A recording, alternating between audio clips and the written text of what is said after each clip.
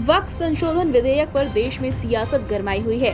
गुरुवार को लोकसभा में वक्फ संशोधन बिल पेश कर दिया गया। इस बिल को लेकर इंडिया गठबंधन लगातार केंद्र सरकार पर हमला बोल रही है। अब इसी बीच बिहार में इस बिल को लेकर राजनीति तेज हो गई। एक तरफ आरजेडी इसका जमकर विरोध कर रही है, तो वहीं दूसरी ओर एनडीए इसके पक्ष में खड़ी है। अब वक्फ संशोधन विधेयक पर लोजपा रामविलास के प्रमुख और सांसद चिराग पासवान ने पटना एयरपोर्ट पर मीडिया के सामने अपनी बात रखी।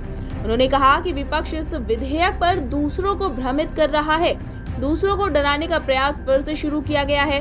जिस तरीके से लोकसभा चुनाव के दौरान आरक्षण खत्म हो जाएगा, संविधान खत्म हो जाएगा, इन तमाम तरीके से भ्रमित करने वाली बातें शुरू की थी, वैसे ही वक्फ बोर्ड में अमेंडमेंट पेश हुआ तो ये लोग कह रहे हैं कि मुसलमान के हक को छीनने के लिए इस कानून को लाया जा रहा है। हम इस कानून को पारदर्शिता लाने की सोच के साथ ला रहे हैं।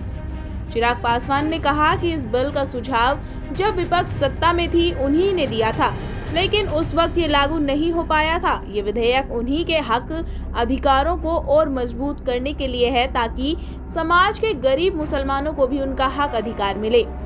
इस सोच के साथ ये अमेंडमेंट लाया जा रहा है, कहीं किसी के दिमाग में किसी तरीके की कोई शंका ना रहे। इसीलिए लोक जनशक्ति पार्टी रामविलास ने भी सरकार के समक्ष ये सुझाव रखा था कि इसको किसी भी कमेटी के समक्ष भेज दिया जाए, ताकि जितने स्टेक होल्डर हैं वो इसको समझ सके। आगे एलजेपी रामविलास के प्रमुख ने कहा कि विपक्ष के मन में इसको लेकर कोई शंका न रहे। जेपीसी को भी इसको रिकमेंड करने की बात की गई है। आने वाले दिनों में मुझे लगता है कि जल्दी स्पीकर इस पर काम कर देंगे।